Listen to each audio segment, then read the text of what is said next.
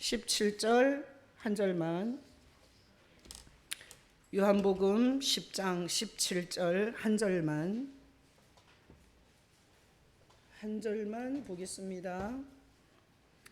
신약성경 161페이지 요한복음 9장 17절. 자, 다 같이 한 목소리로 읽겠습니다. 이에 맹인되었던 자에게 다시 묻되 그 사람이 내 눈을 뜨게 하였으니 너는 그를 어떠한 사람이라 하느냐? 대답하되 선지자니이다 하니 아멘. 자, 우리 내용을 파악하면서 한 번 더 읽을까요? 한 번 더 읽을게요. 이에 맹인되었던 자에게 다시 묻되 그 사람이 내 눈을 뜨게 하였으니 너는 그를 어떠한 사람이라 하느냐? 대답하되 선지자니이다 하니 아멘. 자, 여러분 하나님이 사랑하십니다. 누가 이렇게 잘 위로가 안 되고 사는 게 꿀꿀하면 이렇게 하라고 가르쳐 줬죠? 하나님이 나를 사랑하신다. 자, 그렇게 하세요. 제가 교도소에 가서 이거 가르쳐 줘요. 자, 승준이 잘 들어봐. 교도소에서 누가 사랑해 주는 사람이 있겠어요? 힘들게 하는 사람이 더 많겠어요? 힘들게 하는 사람이 더 많아요. 같은 방을, 그 좁은 방을 죄수들이 같이 쓰는데 너무 힘들어. 자, 그래서 내가 교도소에서 이거 가르쳐 줬어요. 자기가 자기를 안아주는 거야.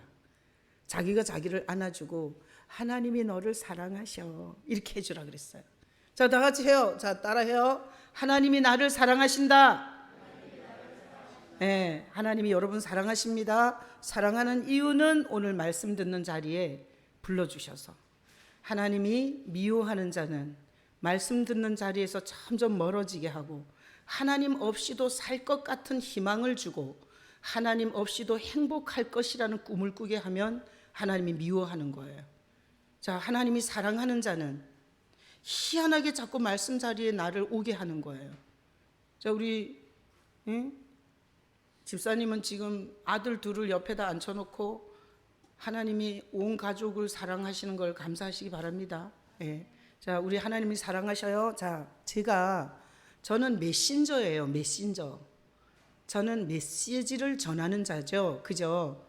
그래서 제가 뭔 말을 하면 여러분이 참 말을 잘 못 알아듣는다는 걸 목회하면서 정말 많이 느껴요. 나는 그런 뜻으로 말 안 했는데 철저하게 그런 뜻으로 듣고, 그래서 제가 그런 얘기를 들으면 깜짝깜짝 놀래요. 나는 그런 뜻으로 말 안 했는데. 이런 커뮤니케이션에 굉장한 문제가 있다는 걸 설교자로 살면서 굉장히 많이 느껴요. 자, 저랑 같이 교도소 선교를 하는 권사님이 계세요. 항상 교도소에 들어갈 때는 간식을 준비해야 돼요. 그래서 그 권사님은 빵을 사든지 떡을 사든지 음료수를 사고 커피를 사고 이래서 그 재소자들에게 줄 모든 것을 다 준비하세요. 저는 요것만 갖고 가는 거야, 입만. 그래서 그분들이 다 준비해서 가서 섬기고 나는 요 입만 가지고 가서 요러고 오는 거거든요. 근데 어느 날 그 권사님이 저한테 재미있는 얘기를 하셨어요. 목사님, 제가 지난주에 정말 웃기는 일이 있었어요. 근데 자기가 항시 그 떡집이 단골이 있어요. 그래서 그 단골 떡집에 갔는데 그 떡집 아저씨가 자기를 딱 보더니 총각 꼬신 아줌마 왔네, 이러더라는 거예요. 총각 꼬신 아줌마 왔네. 그래서 아니, 저 아저씨가 내가 언제 총각을 꼬셨다고 총각 꼬신 아줌마가 왔다 그러지? 순간 너무 정말 화가 나는데 그냥 참았대요. 그리고 그냥 떡을 찾아가지고 교도소에 이렇게 봉사를 했는데 집에 와서 생각하니까 막 벌떡증이 일어나서 견딜 수가 없더라는 거야. 자기는 총각을 꼬신 적도 없고 총각을 꼬실 마음도 없는데, 아니 언제 봤다고 그 떡집 아저씨가 자기를 총각 꼬신 아줌마가 왔다고 그랬냐 이거야. 그래갖고 하룻밤 참다가 그 다음날 따지러 갔대요. 그래갖고 떡집 아저씨한테, 아저씨, 아줌마 오셨어요. 아저씨, 제가 참으려고 그랬는데 도저히 참아지지 않아서 왔어요. 어제 저한테 뭐라 그랬어요? 총각 꼬신 아줌마라고 그랬죠? 내가 총각 꼬시는 거 봤어요? 이랬더니 그 떡집 아저씨가 너무 당황하면서, 아니 제가 언제 총각 꼬신 아줌마라 그랬어요? 통 갖고 오신 아줌마라 그랬죠. 그러니까 교도소에 떡을 담으러 항시 통을 갖고 갔던 거야. 그 떡집에서는 그냥 박스채로 가져가잖아요. 근데 우리 권사님은 그 이제 소량을 가져가다 보니 항시 통을 갖고 갔던 거예요. 그러니까 그 통 갖고 오신 아줌마가 주문한 떡을 주라고 자기 마누라한테 통 갖고 오신 아줌마가 오셨네 이랬다는 거예요. 근데 이 권사님은 듣기를 확실하게 들었다는 거야. 총 갖고 오신 아줌마가 왔다고. 그래서 우리가 개그 콘서트에 재료로 보내라 그랬어요. 웃지도 않아. 세상이 그렇게 힘들어요? 참나. 이렇게 웃긴 얘기를 듣고도 눈꼬리도 시큼 안 하는 사람은 또 뭐야. 아주 그냥 오늘 나를 잡아먹으려고 작정을 했나? 웃어요, 웃어. 좀 웃어야지 이게 풀어져 갖고 은혜를 받지. 자, 그래서 정말 비슷하지 않아요? 총 갖고 오신 아줌마, 통 갖고 오신 아줌마. 비슷하죠? 그래서 우리는 남의 말을 잘못 알아듣고 오해할 수 있어요, 없어요? 엄청 있어요. 자기 주제로 듣고, 그리고 자기 약점으로 듣고, 그리고 자기를 공격한다고 듣고, 전혀 의도성이 없는 상처를 받고 삐지고, 그리고 막 눈치 보고, 그러다가 인생에 참 중요한 결정을 잘못하는 경우가 굉장히 많아요.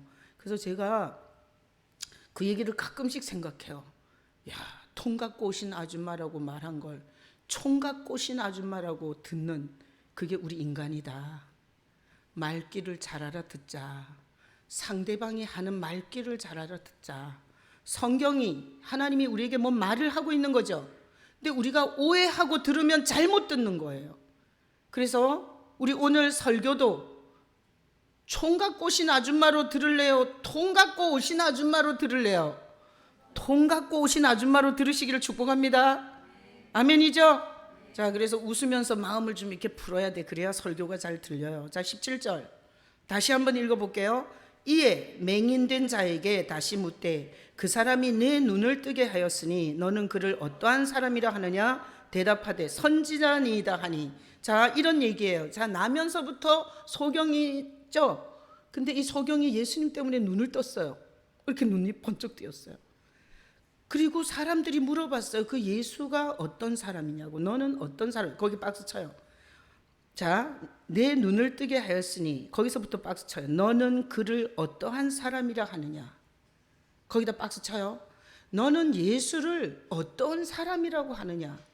자, 거기다 박스 치고 이 사람이 뭐라고 대답했어요? 선지자라고 대답했어요. 선지자. 그래서 선지자에도 박스 쳐야 되겠죠. 자, 그래서 이 사람은 이렇게 눈 감고 있다가 눈을 뜨고 나서, 승준아 이제 나를 쳐다봐야 돼. 알았지? 자, 봐. 자, 눈을 감고 있다가 눈을 뜨고 뜬 건데 이게 소경이 눈을 뜬 거잖아요. 근데 이 사람은 그걸 통해서 뭔 메시지를 들은 거예요.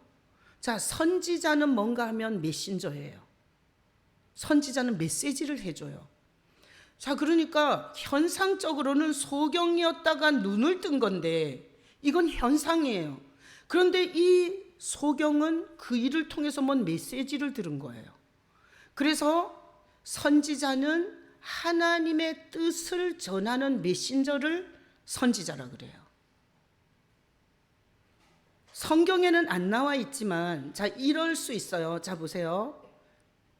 자기가 이렇게 눈 감았다가 떴는데 눈 감았을 때는 지옥 같았어요. 그리고 남의 돈을 구걸해 먹고 살았어요. 그리고 어떤 때는 술 먹은 사람이 걷어 찬 적도 있을 거야. 그죠? 길거리에 앉아서 눈 감은 채로 이렇게 거지 노릇을 하면 약자예요. 세상은 약자는 괴롭히게 돼 있어요. 그러니까 자기 마누라한테 쫓겨난 술 처먹은 놈이 아니 걷어 찬 적은 없겠냐고. 그리고 눈 감았으니까 안 보이니까 돌멩이를 국을 통에다가 던지면서, 국을 깡통에 던지면서 마치 동전을 준 것처럼 조롱하는 자도 있었겠어요, 없었겠어요? 있었어요. 성경에 쓰여 있지는 않지만 그가 눈 감았을 때는 정말 사는 게 힘들고 지옥이었어요. 근데 이렇게 눈 뜨고 보니까 자기가 이제는 스스로 걸어 다닐 수도 있고 돈을 벌 수도 있고 위험이 올 때는 자기가 피해갈 수도 있고 이러니까 그런 상황을 겪으면서 야, 죄로 눈 감았을 땐 지옥인데 예수님이 죄를 용서하시고 그 소경의 눈을 뜨게 하니까 이건 완전 천국이네. 이건 메시지죠. 현상을 통한 메시지죠. 그리고 하나님은 눈 감고 비참하게 사는 게 아니라 눈 뜨고 당당하게 살기를 원하시네. 메시지죠. 그러니까 어떤 하나의 현상을 통해서 이 소경은 많은 메시지를 들었던 거예요. 그러니까 그 사람을 너는 어떤 사람이라고 말하냐 그랬더니, 어떠한 사람이냐 그랬더니 선지자니이다 이렇게 말한 거예요. 자, 예를 들어서 단순히 소경이었다가 눈만 뜨고 아무 메시지를 못 들었어요. 그러면 그 사람은 어떤 사람이냐 물었으면 뭐라고 대답했겠어요? 병 고치는 사람이라 그랬을 거예요. 안 그래요? 병 고치는 사람이다, 병 고치는 능력이 있는 사람이다 이랬을 거예요. 근데 그렇게 말 안 해요. 그 사람은 선지자다 이렇게 말했어요. 자, 그래서 제가 어떤 분이 제 물질적으로 엄청 손해를 봤어요. 근데 그분이 저한테 이렇게 말했어요. 그 물질적으로 큰 손해를 보면서 주님이 나에게 하는 메시지를 들었어요. 그럴 수 있어요, 없어요? 있어요. 자, 어떤 문제, 어떤 상황, 그리고 어떤 여건 속에서 선지자적 메시지를 듣는 사람이 있어요. 이 사람은 거듭난 사람이에요. 근데 맨날 문제만 겪어, 문제만. 시온아, 내가 시험을 봤어. 빵점을 맞은 거야, 예를 들어서. 그럼 주님이 너한테 메시지를 할 수 있어, 없어? 있어. 빵점 맞은 것 같고. 왜? 너가 그렇게 불철주야 게임만 하고 책을 하나도 안 보고 인터넷 수업할 때 네가 딴 생각만 했잖아, 이렇게 메시지 해줄 수 있어. 그지? 빵점 맞은 건 그냥 맞은 게 아니야. 공부를 안 해서 맞는 게 빵점 아니에요? 근데 시온이가 게임도 안 하고 불철주야 인터넷 강의 때 너무 열심히 들은 거야. 근데도 빵점이야. 그러면 주님이 이렇게도 말할 수 있어. 시온아, 사랑하는 시온아, 네가 얼마나 애쓰고 얼마나 몸부림 쳤는 줄 알아? 근데 네가 이 세상 점수를 빵점 맞았는데 세상은 점수대로 안 돼. 이렇게도 메시지 할 수 있죠. 자, 그러니까 현상을 가지고 어떤 메시지를 들어서 이 소경은 예수님을 보고 선지자라 그랬어요. 자, 우리는 선지자가 있어야 돼요, 없어야 돼요? 있어야 돼요. 다 같이 복창해요. 나는 나에게 선지자가 있기를 원합니다. 자, 선지자가 반드시 있어야 돼요. 선지자가 없으면 방자해져서 반드시 지옥길을 가게 돼 있어요. 그래서 하나님이 선지자의 모형으로 준 첫 번째 사람이 부모예요. 부모는 자식들에게 선지자 역할을 해주는 거예요. 너 그렇게 계속 그렇게 살면 너 거지 된다. 선지자적으로 말해주는 거예요. 너 그런 식으로 자꾸 문방구에서 도둑질하면 나중에 도둑놈 돼서 교도소 가. 부모가 선지자 역할을 해주는 거예요. 근데 요즘 뉴스에 보면 부모가 선지자 역할 잘 해요, 못해요? 못해요. 이혼하고 자식을 데리고 재혼했더니 그 자식이 의붓 엄마, 의붓 아버지한테 살해되는 거 요새 뉴스에 많이 나오죠. 제가 이 천안교도소에 가면 그렇게 의붓 자식을 살해하고 들어온 여자들이 거기 많아요. 여기 뉴스에 나왔던 여자 지금 코로나 때문에 못 가서 그렇지 가면 거기 와 있어요. 그 뉴스에 그 재판받고 있는 미결수가 거기 앉아 있어요. 자, 그러니 부모가 선지자의 역할을 제대로 해요, 못해요? 못해요. 여기 하여튼 결혼한 여자들은 다 이혼하지 말고 애나 키워 그냥. 응? 종이가 애 낳고 이혼하면 내가 가만 안 둘 거야. 응? 얼마나 불쌍한지 몰라, 얼마나. 자, 보세요. 부모가 선지자의 역할을 하라고 하나님이 세워줬는데 부모는 완전한 선지자가 돼요, 못 돼요? 못 돼요. 뭐 술 처먹고 뭐 귀신 같은 짓 하는 부모는 없어요. 자, 그래서 완전한 선지자는 아니에요. 자, 애들이 학교에 가면 선생이 선지자예요. 아셨죠? 선생이 선지자 노릇을 해요. 그래서 질서를 따라라. 그리고 손을 씻어라. 마스크를 해라. 그리고 공부를 가르쳐주고. 선생이 선지자 역할을 하는 거예요. 또 교회에 오면 누구? 목사가 선지자 역할을 해주는 거예요. 영적인 방향을 제시해주고 그리고 하나님을 기쁘시게 하는 것이 뭔지, 그리고 그딴 짓은 하지 말라고. 자, 교회에 오면 목사가 선지자 역할을 하는 거예요. 심지어는 우리가 성경에 보면 발람이라는 무당이 있었어요. 자, 이게 성경을 안 읽은 사람은 그런 내용이 있나 이럴 거예요. 발람이라는 무당이 있었는데 발락이라는 왕이 이스라엘 민족을 저주해 달라 그래요, 이 무당한테. 그래가지고 발람 무당이 그날 밤에 자다가 꿈을 꿨는데 하나님이 나타나갖고 절대 너 이스라엘을 저주하지 말라 그래요. 그래갖고 발람이 더들더들 떨면서 이스라엘을 저주하면 안 된다는 걸 알았어요. 근데 발락 왕이 얼마나 금은 보화를 나귀에 잔뜩 싣고 왔어요. 그리고 이 금은 보화를 다 줄 테니까 이스라엘을 저주하라는 거예요. 그러니까 발람 선지자가 볼 때 그 금은 보화가 탐이 났어요. 그래서 하나님께 다시 물어요. 하나님, 이스라엘을 저주하면 안 됩니까? 다시 물어요. 하나님께서 너무 기분 나쁜 거예요. 이미 답을 줬어요, 안 줬어요? 줬어요. 근데 지 맘에 안 드니까 다시 묻는 거예요. 그래서 하나님이 가라 그래요. 저주하러 가라고. 그래서 발람 무당이 나귀를 타고 이스라엘을 저주하러 가고 있었어요. 근데 이 나귀 새끼가 자꾸 도로가 넓은데 자꾸 길 밖으로 나가는 거야.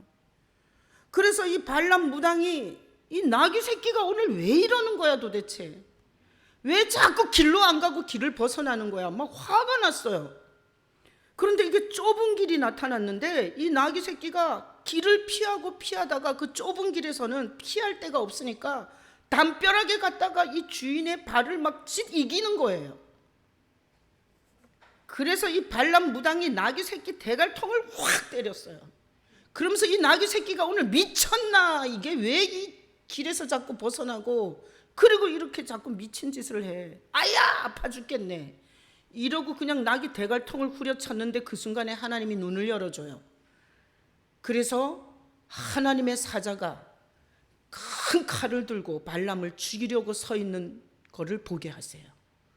그래서 발람이 알았어요. 자기 나귀가 왜 그랬는지를. 자기 나귀가 자기가 못 보는 하나님의 사자를 본 거예요. 그래서 자기 주인을 살리려고 자꾸 길 밖으로 나갔던 거예요.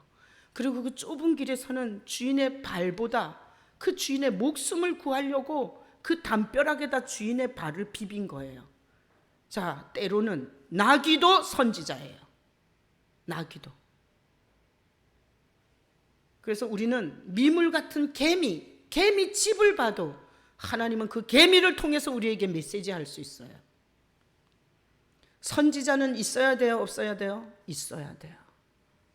그런데 이런 선지자들은 다 불완전한 선지자예요. 자, 부모, 선생, 목사, 미물들 정확하게 우리에게 메시지 못 해줘요. 불완전해요. 정확하게 우리에게 선지자로 살아계시는 분이 누구예요? 예수님이세요. 예수님. 자, 다 같이 복창해요. 예수님은 나의 선지자십니다. 예수님은 자 보세요. 예수님이 육신을 입고 온 하나님이세요. 그때는 제자들과 예수님이 따로따로 있었죠. 그러다가 예수님이 죽고 부활하셨어요. 그때도 부활하신 예수님과 제자들이 따로따로 생선을 구워서 따로따로 먹고 따로따로 움직였어요. 그런데 예수님이 이런 말을 해요. 내가 올라간다. 그리고 나서 보혜사 성령을 보낼 거다. 그러면 너희 속에 영원토록 함께 있을 거다. 이렇게 말씀하셨어요. 자, 예수님이 십자가를 지시고 우리 죄를 다 사하시고 그리고 승천하신 다음에 진리의 영, 예수의 영, 성령이 우리 안에서 지금 함께 하세요. 자, 우리의 선지자는 밖에 있어요? 우리 안에 있어요? 우리 안에 있어요. 자, 예수 믿고 아들이 있는 곳엔 아버지도 있어요. 그러니까 예수님이 내 안에 있어야 아버지도 있고 그리고 성령도 있는 거예요. 예수님 없는 쭉정이 신앙은 아버지도 없고 성령도 없어요. 거기서 하는 영적 운동은 다 귀신 운동이에요. 그래서 막 개소리를 내고 그리고 막 기어다니고 그 성령 운동하는 집회를 보면 개 목도리를 사람에게 해갖고 끌고 댕겨요. 강단에서. 예수 그리스도라는 진리를 벗어난 영의 운동은 굉장히 위험한 거예요. 자, 오늘 우리 선지자는 어디 있어요? 우리 안에 계세요. 우리 안에. 자, 다 같이 복창해요. 예수님, 내 안에 와주세요. 다시 한번, 예수님, 나는 죄인입니다. 예수님 영접합니다. 내 죄를 용서하시고 나와 함께 해주세요. 자, 이렇게 자기가 죄인임을 고백하고 이 죄성을 가진 탐욕과 욕심과 이기심을 가진 나는 죽고 예수로 살고 싶습니다. 예수님이 나의 주인이 되어주시고 나와 함께 해주세요. 이렇게 인격적으로 주님을 고백하는 자에게 예수님이 오시면서 아버지도 거기 계시고 그리고 성령도 거기서 생각나게 하고 가르쳐주면서 완전히 삼위일체가 우리 안에 계시는 거예요. 그러니까 세상이 내 머리털럭 하나 또 건들지 못하는 거예요. 자, 그래서 우리 선지자는 우리 안에 계세요. 그래서 우리 안에서 우리에게 말씀하세요. 여러분이 예수 그리스도의 선지자를 가지신 분들이 되시기를 축복합니다. 그리고 돈을 잃었든지 병에 걸렸든지 자식이 떠났든지 물질을 잃었든지 집안이 망했든지 그 상황 속에서 이 소경처럼 내 안에 계시는 선지자 예수님이 거기에 대해서 뭐라고 하는지를 들을 수 있어야 돼요. 그런 신앙이 되시길 축복합니다. 죽은 신앙, 빈탕 신앙, 쭉쟁이 신앙, 종교, 교회 건물만 왔다 갔다 하지 전혀 메시지를 못 듣는 거예요. 자식이 앞에서 죽었는데도 왜 죽었는지 메시지를 못 들어.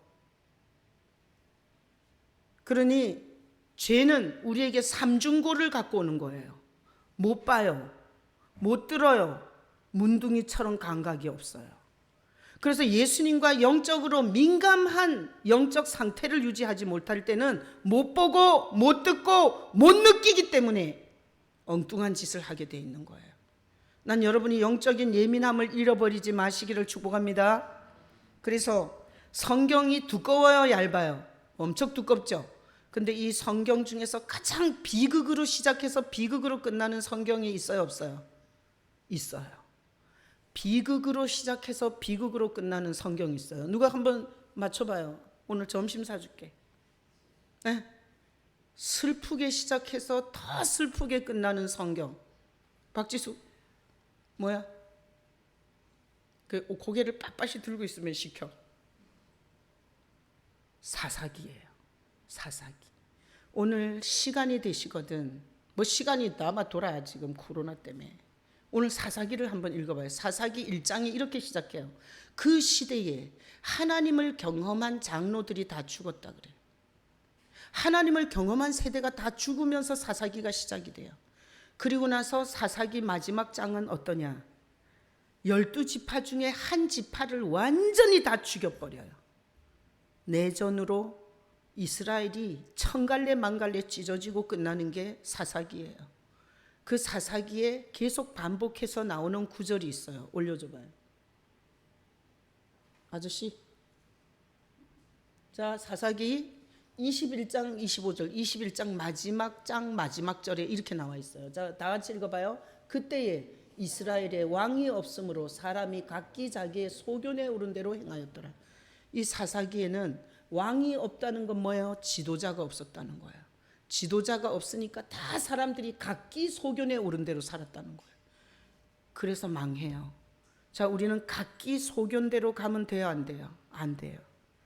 우리는 우리 안에 오신 선지자의 메시지를 따라가야 돼요. 그래서 내 소견이 죽어야 돼. 내 소견. 내 개인적 소견이 죽고 주님의 뜻이 일어나야 돼요. 그래야 회복이 일어나고, 그래야 하나님을 기쁘시게 하고, 그래야 교회가 연합이 되고, 그래야 하나님이 쓰시는 뭔가를 할 수 있어요. 자, 우리 개인적 소견이 살면 돼요, 안 돼요? 안 돼요. 우리 개인적 소견은 내려놔야 돼요. 그리고 하나님의 뜻에 우리가 같이 서야 돼요. 난 이 교회가 그렇게 되기를 축복합니다. 자, 또 하나의 비극이 나와요. 자, 다음 구절. 출애굽기 32장에 보면 송아지를 섬겨요. 무슨 송아지? 금송아지. 이건 아주 끔찍한 현상이었어요. 자, 이때 모세가 선지자였어요. 근데 모세가 하나님께 시내산에 율법을 받으러 올라가고 없었어요. 근데 백성들이 모세가 올라간 사이에 다 소견을 말해요. 금송아지를 만들자고. 그래서 아론이 금이 있는 자는 빼내라 그랬어요. 그래서 다 아론에게 갖고 왔어요. 그래서 불에다가 던졌더니 송아지가 툭 튀어나왔대요. 그래서 송아지를 섬겼다는 거야. 자, 선지자가 없을 때 백성이 어떻게 돼요? 방자해져요. 방자해져. 이 방자라는 건 춘향이 종 방자가 아니야. 이도령의 그 종이 방자죠. 그 방자가 아니에요. 시온아. 방자가 뭔가 하면 아주 질서 없이 나대는 걸 방자하다 그러는 거야. 알았어? 알고 있었어? 몰랐어? 자, 어떻게 되냐 하면 선지자가 시내산에 올라가고 없으니까 아론이 선지자가 아니에요. 그러니까 백성들이 원하는 대로 깨춤을 춰요. 그래서 백성들이 원하는 금송아지를 이런 식으로 만들었어요. 금 피부치를 다 갖고 오게 해서 불에다가 넣어 갖고 송아지를 만든 거예요. 그리고 그 송아지 주변을 뛰놀았어요. 하나님이 보고 다 죽인다 그랬어요. 근데 모세가 엎드려서 살려달라 그래요. 하나님이 모세의 그 기도를 듣고 돌이켜요. 그거는 오늘날 예수님의 중보를 통해서 우리가 살아나는 거하고 똑같은 거예요. 그래서 백성은 소견에 오른 대로 살면 방자해지고 하나님 앞에서 죽을 일을 만들어요. 그래서 우리는 이렇게 살면 안 돼요. 내 생각에는, 내 기분에는, 내가 보기에는. 이런 말을 많이 하면 좋아요, 안 좋아요? 안 좋아요. 이건 굉장히 위험한 말이에요. 더군다나 자 보세요. 교회는 의논하는 데예요. 이 영적 지도자가 끌고 가는 데예요. 여러분, 오늘날 교회는 이 망하는 구조를 갖고 있는 거예요. 교회는 영적 공동체예요. 영적인 지도자의 인도를 받아서 따라가는 거예요. 근데 교회가 망한 이유가 뭔가 하면 장로 집단을 만든 거예요. 장로 집단을. 그래서 영적 지도력에 태클을 거는 구조예요. 이게 장로교회의 문제예요. 아셨어요? 그래서 장로들이 뭐하냐? 직장 갖고 있어요. 가정에 자식들 키우고 있어요. 전적으로 하나님의 뜻을 물을 수가 없어요. 안 그래요? 직장 감당해야지, 자식 속썩이지, 돈 벌어서 먹고 살아야지. 장로는 전적으로 주님 앞에 주님의 뜻을 물을 만한 기도 시간과 말씀을 그렇게 깊이 읽을 수가 없어요. 그런 상태의 교회 구조가 이렇게 된 거예요. 장로 그룹을 만들었어요. 교수나 의사나 판사나 사회적으로 공부를 많이 한 인지도가 있는 사람들이 교회에서 충성하면 장로 그룹을 만들어요. 그래서 목회자를 견제하는 이런 구조가 지금 교회 구조예요. 그러다 보니까 목회자가 하는 모든 일을 태클을 장로들이 거는 거예요. 하나님이 보실 때 잘하는 거예요? 맞을 짓이에요. 이건 맞을 짓이에요. 그래서 교회의 일은 의논하는 게 아니에요. 아셨어요? 교회는 하나님이 세운 지도자가 주님의 뜻을 묻고 백성들이 살 수 있는 길로 인도해 가는 거예요. 난 앞으로 먹고 살기도 힘들잖아. 자식도 잘 돼야 되고 왜 죄를 더 짓냐고요. 자기 인생도 앞가름이 안 되면서. 그래서 제가 목회를 해보니까 이게 가정도 힘들고 인생도 꼬이고 되는 일이 없는 사람들이 목회에 태클을 걸더라고요. 할 일이 없는 사람. 자기가 미치도록 어찌 올인할 데가 없는 사람이 시간이 많고 여유가 많으니까 태클을 걸고 첫 번째. 두 번째는 그냥 열받아가지고 여기 와서 한풀이 하는 사람도 있어요. 그런데 이걸 알아야 돼요. 교회는 누구 뜻대로 가야 돼요? 하나님을 기쁘시게 하는 뜻대로 가야 되는 공동체예요. 그래서 전적으로 엎드려 하나님의 뜻을 묻는 시간을 목회자들이 갖고 있어요. 왜? 직장 안 가잖아. 안 그래요? 그리고 제가 발람 선지자의 그 나귀 새끼 얘기를 재미있게 해드렸죠. 승준아, 재밌지? 성경을 읽을 수 있는 시간을 목회자들에게 주는 거예요. 그리고 성도들을 이어서 끊임없이 하나님을 기쁘시 하고 성도들이 살 길을 찾을 수 있도록 목회자를 세운 거예요. 그래서 교회에서 여러분이 가장 하나님을 기쁘시게 하는 거는 지도자를 믿고 따라가는 거예요. 아셨어요? 그래서 지도자를 믿지 못하겠거든 교회를 나가면 돼요. 여기는 의논하는 데가 아니에요. 여기는 투표하는 데가 아니라고. 여기는 지도자를 믿고 가는 곳이에요. 자, 지도자는 모든 책임을 져요. 어떻게? 여러분은 우리가 지금 교회 이전 문제를 가지고 투표를 했는데 그건 그냥 형식으로 한 거예요. 하도 의논 안 하고 한다고 뭐라 해서. 그렇지만 가. 아니 O 했든 X 했든 난 가. 그건 그냥 형식으로 한 거야. 그리고 내가 가야 될지 안 가야 될지 모르고 여러분의 의견을 물었다면 나는 지도자 자격이 없어요. 안 그래요? 그런 불안정한 지도자를 뭘 믿고 따라가겠어요? 저는 그렇게 일하지 않아. 지금까지 예수로 살았고 성도도 살고 교회도 사는 길이 뭔지를 끊임없이 하나님 앞에 기도하면서 지금까지 끌고 왔어요. 수련의 장소 의논하지 않고 제가 결정했어요. 수련의 메시지 제가 알아서 했어요. 그래서 여러분 손해본 거 있어요? 어떤 사람이 이렇게까지 얘기하더라고. 나 없이 네 한번 이번 수련회 해봐라. 그래서 폭망해가지고 오기를 기도했다 그러더라고요. 그렇게 살면 안 돼. 여러분은 제가 인도하는 길을 따라오셔서 혹시나 그게 잘못됐거든 하나님 앞에 가서 이렇게 말하면 돼요. 그 목사가 하자 그래서 했어요. 여러분 이러면 벌 받을 일이 없습니다. 안 그렇습니까? 그 목사가 갑자기 교회를 빼갖고 학교로 들어가자 그래서 내가 갔어요. 여러분은 그것 때문에 문책을 받을 일이 없어요. 그러나 진짜 무겁게 하나님 앞에 다뤄져 올 사람은 누구예요? 저예요. 그러니까 제 짐이 얼마나 큰지 아시겠죠? 얼마나 많은 시간을 주님 앞에 엎드려 있었을지 아세요? 뭘 기도를 더 해봐, 기도를 더 해보기는. 그 기도를 나보다 더 많이 하나? 교회를 나보다 더 걱정하냐고. 아니 잘못했다는 게 아니라 앞으로 괜히 쓸데없이 하나님의 일을 걸림돌을 대는 역할을 해서 왜 하나님의 징계를 받냐고. 그렇게 살 필요가 없잖아요. 안 그래요? 그래서 교회의 원리를 아셔야 돼요. 여러분은 교회에 내가 어떻게 목사님이 하는 목회를 어떻게 도울까를 생각해야지 내가 생각해서 내 소견에는 이렇게 말할 군번이 아니라고. 이게 깨져가지고 교회가 이렇게 난장판이 된 거예요. 한국 교회가.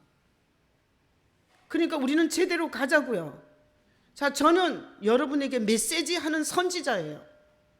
선지자는 예수 그리스도와 연합이 돼 있어야 돼요. 만약에 어떤 일에 대해서 총 책임은 목회자가 지는 거예요. 그러니까 무엇보다도 이 목회자는 엄청난 부담을 갖고 이런 일을 기도하고 밀어붙이는 거예요.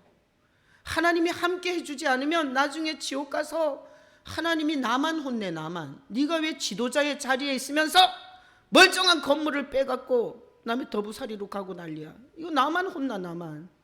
그러니까 걱정하지 마셔. 여러분은 책임을 질 일을 하지 마. 그래서 지난주에 우리가 투표를 했어요. 투표를 해보니까 다 찬성을 했어요. 그리고 한 사람이 반대했어요. 누구겠어요? 우리 상범이에요. 한 사람이 반대했는데 상범이에요. 상범이의 반대 이유, 좁다고 해서 가기 싫어요. 가보지도 않고. 그래서 내가 투표를 해보니 이게 오래된 신앙의 능구렁이들은 표현을 안 하더라고. 좋다 싫다. 그게 오히려 되게 지혜롭잖아요. 우리 상범이는 해맑은 거야. 그래서 그냥 자기가 싫으니까 싫다고 한 거야. 그래서 내가 우리 상범이가 얼마나 해맑은지를 알았어요. 그리고 세모가 2명이었고 그리고 나머지는 다 찬성이었는데 찬성하는 이유들이 목사님이 가자니까 가는 거예요. 목사님이 가는 곳에 그냥 따라가겠어요. 이런 답들을 많이 썼고요. 근데 이제 가기 싫어하는 사람은 이런 이유였어요. 뭐 가끔씩 와서 기도하는데 기도 장소가 없어서 싫다. 언덕이어서 자기가 주차하고 운전하는데 힘들다. 냉장고를 같이 쓰니까 불편하다. 여러분, 이건 너무나 이기적인 이유들 아니에요?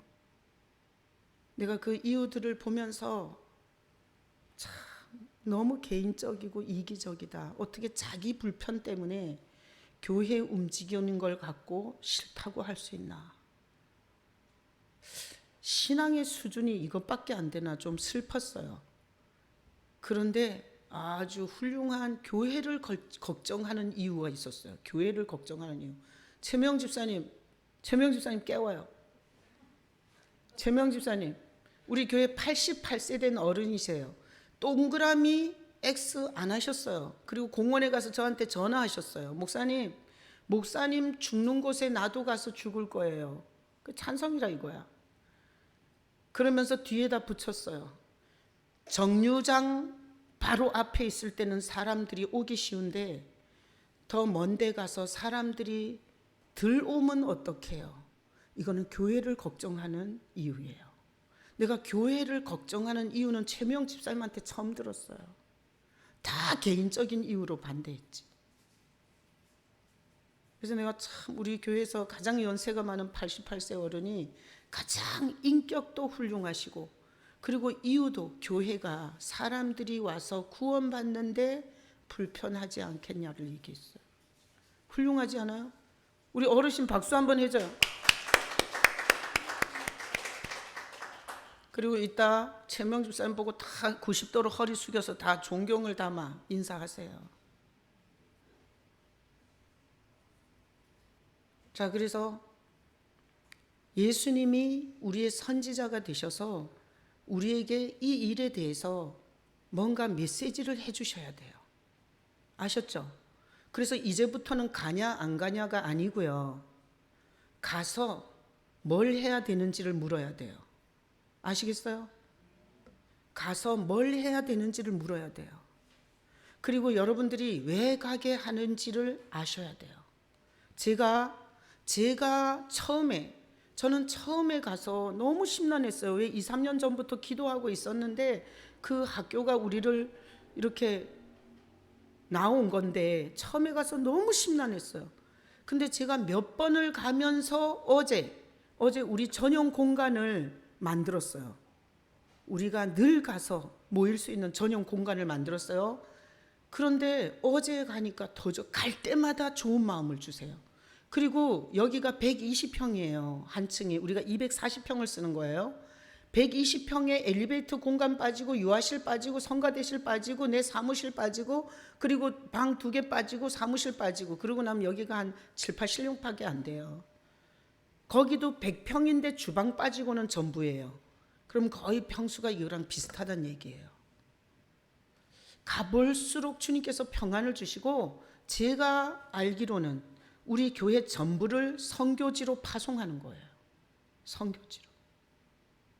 교회가 몽땅 선교지로 파송되는 거예요. 선교지에 가면 내 거 없습니다. 선교지에 가면 불편하게 섬겨야 돼요. 그래서 저는 나름대로 지금까지 붙잡고 온 예수님의 메시지를 계속 들으면서 진행해요. 자, 올려줘봐요. 예수님이 가장 정확한 선지자예요. 다 같이 복창해요. 시작. 예수님이 가장 정확한 선지자이다.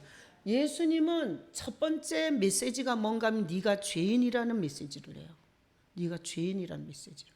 그래서 지금까지 교회를 다니면서 한 번도 내가 죄인이라는 걸 깨닫지 못한 사람은 예수님이 안 온 거예요. 예수님은 내가 어떻게 죄인인지를 가르쳐줘요. 속에서 욕심이, 이기심이 어떻게 이 엄청난 문제를 의논하는데 내 이기심을 내놨냐 이거야. 이 기회를 통해서 여러분들이 그것을 주님 앞에, 주님, 교회가 목사님이 얼마나 힘들게 얼마나 많은 시간을 고민하고 그렇게 기도하고 울면서 눈부림치다가 목회자가 그 말을 했겠습니까? 그런데 나는 언덕이 높아서 주차하기 힘들다고 가기 싫다고 했어요. 이게 말이 돼요? 주님 용서해 주세요. 이렇게 하셔야 돼요. 나는 여러분들이 하나님 앞에서 하지 말아야 할 생각이나 마음을 먹었으면 회개할 수 있기를 축복합니다. 자, 죄인임을 알게 하시고 죄를 생각나게 해서 회개시켜요. 이게 예수님의 사역이에요. 그런데 예수님께서 버리는 자는 죄인인지를 모르게 해요. 그리고 계속해서 자기가 옳다는 생각, 의의 생각에 빠져 살게 해요. 그러다가 어디 가서 죄가 생각나냐? 지옥에 가서 죄가 생각이 나요. 지옥에 가서. 그래서 우리는 살아있는 동안에 우리 죄가 생각이 나야 돼요. 그러면 뭐예요? 회개하면 씻어줘요. 그리고 그 죄에 대해서 다시 묻지 않아요. 그래서 샤워기 밑에 가면 날마다 샤워를 하면 그 땀 흘린 몸이 다시 깨끗해지고, 그리고 그 더러운 옷을 벗고 새 옷을 입고 나면 기분이 생기하죠. 예수님의 사역은 계속 죄의 옷을 벗기고 씻어주는 사역을 해요. 그래서 죄가 생각나야 회개를 하지. 내가 뭘 잘못했냐 이거야. 내 입장에서는 당연한 얘기라 이거야. 왜 의논 안 하냐 이거야. 이런 식으로 여러분이 자기가 뭘 말했는지, 하나님 앞에서 내가 왜 오지랖을 부렸는지 이런 게 생각나지 않으면 회개할 수도 없고, 회개를 통하지 않고는 하나님의 이 눈이, 소경의 눈이 열리고 귀가 들리고 영적 감각이 회복이 안 돼요. 그래서 성경에 보면 하나님께서 선지자 모세를 세웠죠. 근데 모세의 형이 아론이에요. 모세의 여동생이 미리암이에요. 근데 모세가 구스 여자와 결혼을, 또 여자를 얻었다고 엄청나게 비방을 했어요. 하나님이 하는 징계가 뭔가 하면 문둥병에 확 걸리겠어요. 그건 오늘날 모든 계시와 모든 은혜를 다 안 주는 거예요. 무서운 거예요. 자, 그래서 난 여러분이 늘 주님 앞에 오면 내가 어떤 죄인인지 생각날 수 있기를 축복합니다. 그리고 본질이 내가 죄인이고, 그리고 그 죄들이 어떻게 말로 행동으로 나왔는지를 생각나게 하셔서 죽기 전에 여러분이 항상 회개할 수 있는 영이 되시길 축복합니다. 살아있는 동안에 죄가 생각나서 회개를 한 자는 지옥에 갈 수가 없어요. 왜? 다 해결을 했는데 어떻게 가요? 그래서 우리는 매일매일 주님 앞에 가서 회개를 즐겨하는 영성을 가지셔야 돼요. 깨끗이 씻어서 써요. 하나님 나라의 원리예요. 하나님은 공부 잘하는 사람, 똑똑한 사람, 그리고 잘생긴 사람, 착한 사람을 쓰는 게 아니에요. 오히려 착하다고 주장했던 사람은 하나님께서 물리치셨어요. 그래서 우리는 하나님의 쓰는 원리를 아셔야 돼요. 씻어서 써요. 씻어서. 그래서 이 새롭게 하소서나 간증을 보면 이 창녀촌에서 자기 몸 팔던 여자가 여자 목사로 사역하는 사람들이 있어요.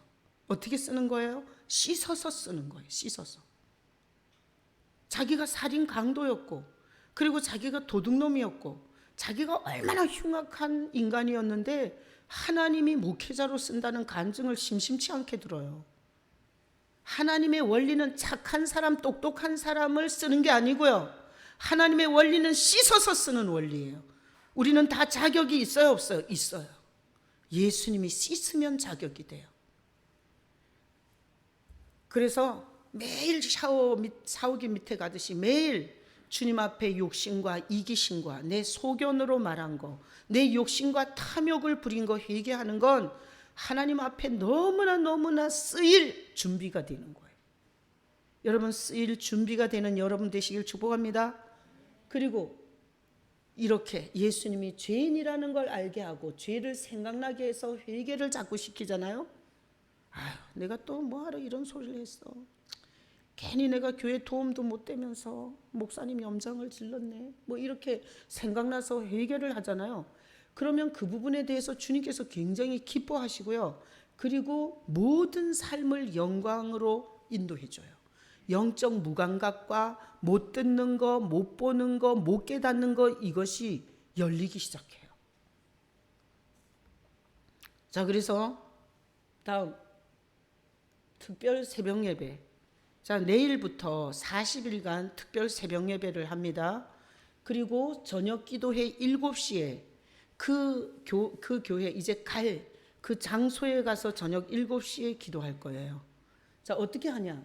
예수님의 십자가 앞에서 찬양과 경배를 많이 할 겁니다. 그리고 회개, 대대적 회개를 할 거예요. 나라 꼬라지 말이 아니죠. 나라 꼬라지 말이 아니에요. 어떻게 될 건지. 나라에 대해서, 교회는 이것도 말이 아니야. 가정, 개인 돌아보며 대대적 회개를 하는 시간을 가질 거예요. 그리고 거기 교회를 이전하는 하나님의 뜻을 알게 해달라고 기도하세요. 저는 파송한다 그랬죠? 선교지로 교회 전체를 파송하는 것 같고요. 그리고 그 건물 줄라나? 또 이런 꿈을 꿔요. 이거 언제까지 새빵살이 할 거야? 희준아, 돈 좀 벌어. 그래갖고 이렇게 막 부동산 이렇게 해가지고 한 30억 벌면 3억씩 헌금 좀 해. 사람들이 이상해. 봉급은 11조 하지만 부동산이 오른 건 안 하더라고. 그러니까 안 올려주는 거야. 자, 이제는 돈 벌어요. 돈 벌어. 내 일부 예배 때 다 나갈 때 돈 벌으라 그랬어. 돈 벌. 자, 하나님의 뜻을 알게 해달라고 기도하셔야 돼. 이제는 의논하는 건 끝났어요. 우린 7월 말일로 가요. 근데 희한한 거예요. 내일부터 쉬었더니 7월 31일이 40일이 딱 40일이에요. 예수님이 이 땅에 오셔서 마귀와 싸우는 40일 기도를 하셨고, 모세가 40년 광야에서 훈련을 받았고, 이스라엘 백성이 40년 광야를 돌았어요. 근데 어떻게 날짜가 정확하게 40일이에요?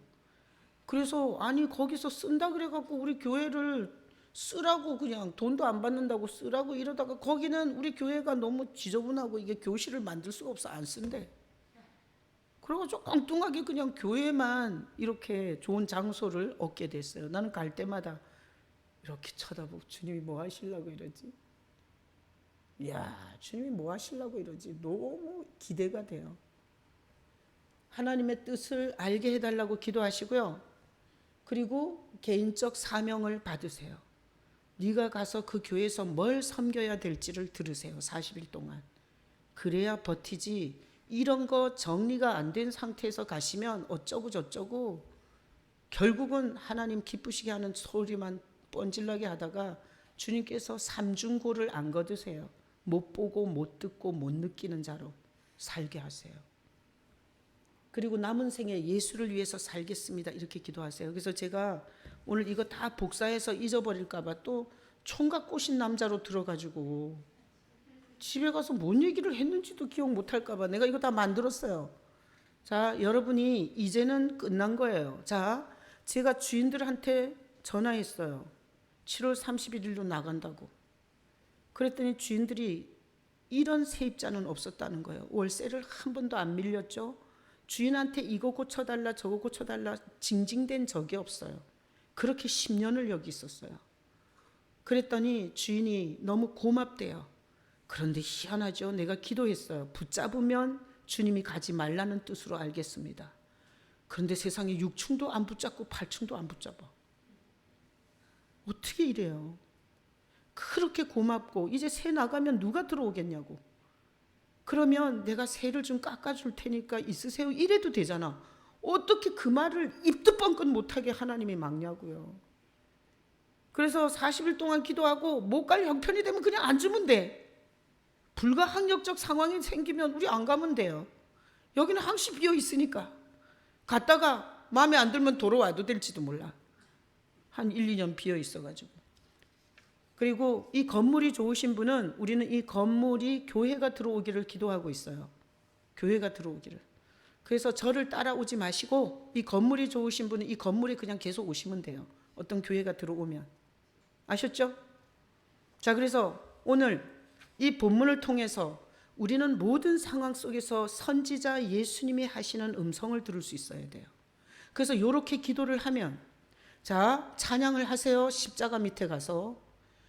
그리고 죄인이라고 고백하시고, 그리고 지나간 날 주님을 기쁘시게 못한 것에 대해서 회개하시고, 내가 뭘 해야 되는지, 왜 옮기시는지, 그리고 여기서 우리가 뭘 해야 되는지, 전 생애를 주님을 기쁘시게 드리겠습니다. 이렇게 기도하는 가운데 나는 모든 성도에게 주님이 메시지를 주실 줄로 믿습니다.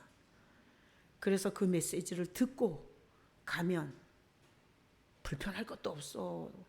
오늘 예배 끝나고 여기 찬양대랑 가실 분은 점심 사드릴게요. 그리고 같이 가서 보세요. 비밀번호 다 받았어요. 점심 같이 먹고, 어디서? 저기 우리 여러 명 갈 수 있는 건 순우리 감자탕 가서 먹고, 그리고 다 같이 가서 비밀번호 다 받았으니까 아무도 없어 지금. 가서 그냥 전 시설을 다 같이 보고, 그리고 이 찬양단은 어떻게 가서 세팅을 해서 예배를 드릴 건지 오늘 가서 다 결론 내고, 이제는 뒤돌아보지 말고 하나님의 인도하심을 쫓아 여러분에게 가장 좋은 은혜를 주실 것 같아요. 이 일에 협력한 성도들에게 나는 성도들도 축복하고 내 인생에 더할 수 없는 축복을 주실 것 같아요. 기대해도 돼요. 여러분 다 같이 전진. 아멘이시죠? 예. 자, 우리 성찬을 하는데 성찬은 이렇게 해요. 자, 보세요. 저를 보세요. 성찬이 이렇죠. 떡이 반을 딱 잘라. 반을 이렇게 똑 부지고, 그리고 예수님이 십자가에서 날 위해 희생한 것을 기억하세요. 그리고 먹겠습니다.